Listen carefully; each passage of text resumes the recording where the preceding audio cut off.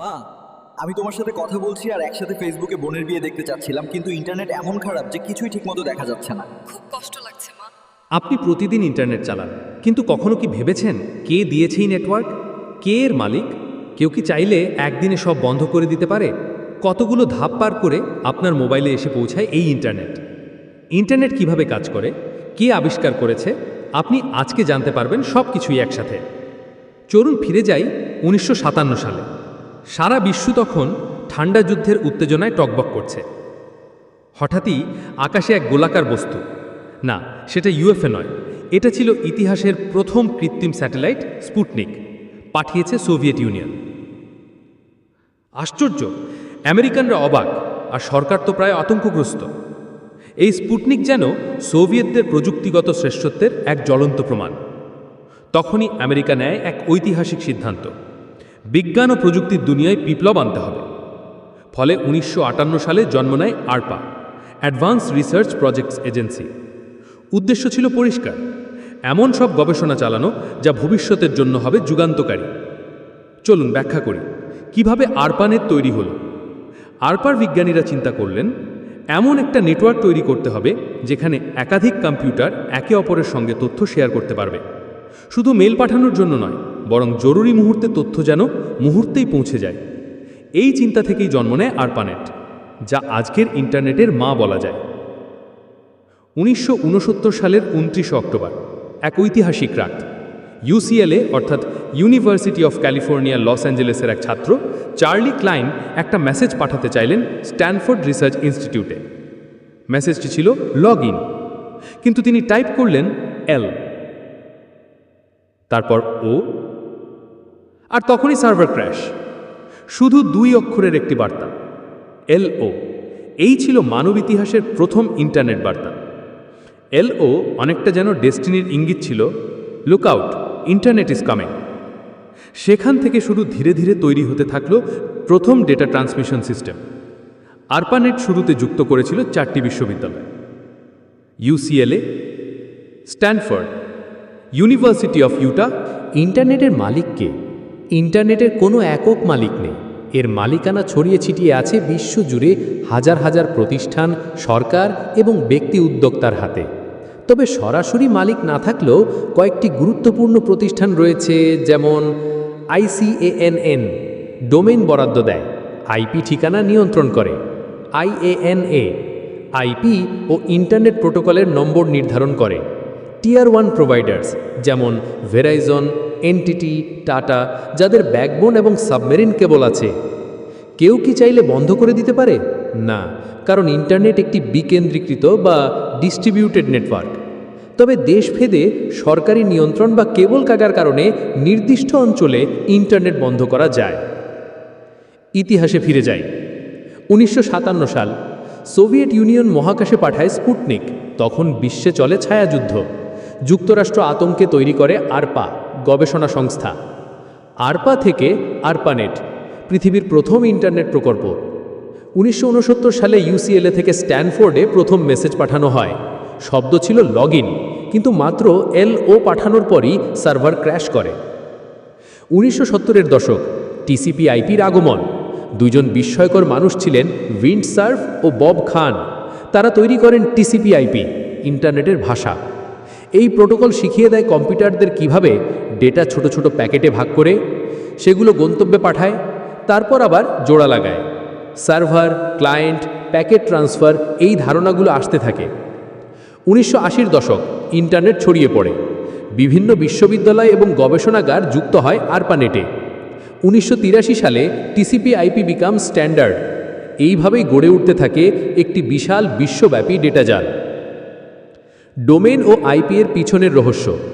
প্রত্যেক কম্পিউটারের আইপি ঠিকানা থাকে, যেমন 192.168.1.1, কিন্তু মানুষ সহজে মনে রাখতে পারে না, তাই দরকার হলো নাম। তখনই আসে DNS অর্থাৎ ডোমেন নেম সিস্টেম। google.com লিখলেই DNS সার্ভার দেখে সেটার আইপি কোথায়, তারপর সেই সার্ভারে কানেক্ট করে। 1989 টিম বার্নার্স-লি তৈরি করলেন ওয়ার্ল্ড ওয়াইড ওয়েব। এর আগে ইন্টারনেট মানে ছিল শুধু ইমেল, FTP ইত্যাদি, কিন্তু ওয়েব আসার পর সাধারণ মানুষও ইন্টারনেট ব্যবহার করতে শুরু করলো। 95% ইন্টারনেট ডেটা আসে সাগরের নিচে বিছানো কেবল দিয়ে। হ্যাঁ, তুমি ইউটিউবে একটা ভিডিও চালাও, সেটা হয়তো এসেছে সাগরের নিচে, আটলান্টিক মহাসাগর পার হয়। সাবমারিন কেবল কিভাবে কাজ করে? বিশাল জাহাজের মাধ্যমে কেবল বিছানো হয়। কেবলগুলো ফাইবার অপটিক, যা আলো দিয়ে ডেটা পাঠায়। বিশ্বখ্যাত কেবল মেরিয়া, ফেসবুক এবং মাইক্রোসফটের। SEAMEW, Asia Europe link, AAE1 এবং আরও শত শত কেবল। যদি কেবল কাটা পড়ে, যেমন 2023 সালে আফ্রিকার কয়েকটি দেশে সাবমারিন কেবল কাটা পড়ে, পুরো অঞ্চল ইন্টারনেটহীন হয়ে পড়ে। Cloud versus reality. তুমি যেটাকে বলো ক্লাউড, সেটা আকাশে না, বরং বিশাল গুদাম। ডেটা সেন্টারগুলোতে হাজার হাজার সার্ভার, ঠান্ডা রাখার জন্য এসি বা পানির কুলিং, নিরাপত্তা ব্যবস্থা, বায়োমেট্রিক, সিসিটিভি এবং কার্ড প্রবেশ। গুগল, অ্যামাজন, মাইক্রোসফট তারা প্রতিদিন লাখো অনুরোধ প্রক্রিয়াজাত করে। ইন্টারনেট মোবাইলে কিভাবে আসে? সাবমেরিন কেবল, তারপর ল্যান্ড স্টেশন, তারপর লোকাল এক্সচেঞ্জ এবং তারপর আইএসপি থেকে যায় বিটিএস টাওয়ারে। টাওয়ার থেকে ফাইবার অপটিক বা 4G 5G সিগন্যালের মাধ্যমে তোমার ফোনে পৌঁছায়। আইএসপি প্যাকেট সুইচিং এবং ট্রাফিক রাউটিং। ডেটা ভাগ হয়ে ছোট ছোট প্যাকেট আকারে যায়। প্রতিটা প্যাকেট আলাদা রাস্তায় গন্তব্যে যায়, পৌঁছে গিয়ে আবার একত্র হয়। এই জন্য তুমি ভিডিও দেখে কোনো বাধা টের পাও না। ভবিষ্যতের ইন্টারনেট 6G আসছে, হয়তো 100 Gbps স্পিড। এআই বুঝে যাবে তুমি কি চাইছো। আইওটি, তোমার ফ্রিজ, গাড়ি, লাইট সব নেটওয়ার্কে যুক্ত। ইলন মাস্কের স্টারলিংক, স্যাটেলাইট দিয়ে ইন্টারনেট। ব্রেইন কম্পিউটার ইন্টারফেস, চিন্তা করলেই ব্রাউজ হবে পৃষ্ঠা। তবে ভয়ও আছে। সার্ভিলেন্স, কে কোথায় কি করছে সব ট্র্যাক করে। ডেটা কন্ট্রোল, বড় কোম্পানির হাতে তথ্য হাতিয়ে নেয়। সেন্সরশিপ, রাজনৈতিক কারণে কন্টেন্ট ব্লক করতে পারে। শেষ কথায়, ইন্টারনেট এখন শুধু একটা প্রযুক্তি না, এটা আমাদের জীবনের অংশ। যত বেশি জানব, ততই আমরা এর ভালো দিকটা বুঝতে পারব। যদি কোনো কেবল কাটা পড়ে, যেমন মাছ ধরার ট্রলার ভুল করে টেনে নেয়, কিংবা সমুদ্রের তলার ভূমিকম্পে কেবল ক্ষতিগ্রস্ত হয়, তখন পুরো একটা দেশ ব্ল্যাকআউট হয়ে যেতে পারে। 2020 সালে ইয়েমেনের 80% ইন্টারনেট বন্ধ হয়েছিল এক কেবল কেটে যাওয়ায়। কেবলের সিকিউরিটি কিভাবে হয়? গভীর সাগরে কেবল ফেলা হয় এমনভাবে যেন ফ্ল্যাট জায়গায় থাকে। অনেক জায়গায় কেবলকে বালির নিচে খুঁড়ে ঢুকিয়ে দেওয়া হয়। মাঝে মধ্যে রিপিটার স্টেশন বসানো হয়, যা প্রতি 70-80 কিমিতে সিগন্যাল বাড়িয়ে দেয়। কেবল যখন কোনো দেশে ঢোকে, তখন তা ল্যান্ডিং স্টেশনে আসে। এখান থেকে তা চলে যায় মোবাইল নেটওয়ার্ক বা আইএসপিতে। ডেটা সেন্টার, ক্লাউডের পেছনে সত্য কিছু কথা শুনে এবার। তুমি যেটাকে বলো ক্লাউড, সেটা আসলে আকাশে উড়ন্ত কিছু না, বরং এটা পৃথিবীর বুকে ছড়িয়ে থাকা অসংখ্য ডেটার দুর্গ। জায়গায় জায়গায় বিশাল বিশাল ঘরে বসানো সার্ভারের সৈন্যরা 24 ঘন্টা আমাদের ডিজিটাল জীবন চালিয়ে রাখছে। কোথায় থাকে এই ডেটা সেন্টার? চলো ঢুকে পড়ি এক গোপন দুনিয়ায়। গুগল, আমাজন, মাইক্রোসফট এই জায়ান্ট কোম্পানিগুলোর তৈরি ডেটা সেন্টারে। এসব জায়গায় হাজার হাজার সার্ভার র্যাক, প্রতিটা ছোট ছোট সুপার কম্পিউটারের মতো। প্রতিটা র্যাক প্রতি সেকেন্ডে লক্ষের বেশি অনুরোধ প্রসেস করে। কেউ ইউটিউব চালায়, কেউ গুগল ড্রাইভ খোলে, কেউ চ্যাটজিপিটি ব্যবহার করে। সব ডেটা ঘোরাফেরা করে এখানেই। কিন্তু এত সার্ভার, গরম তো হবেই।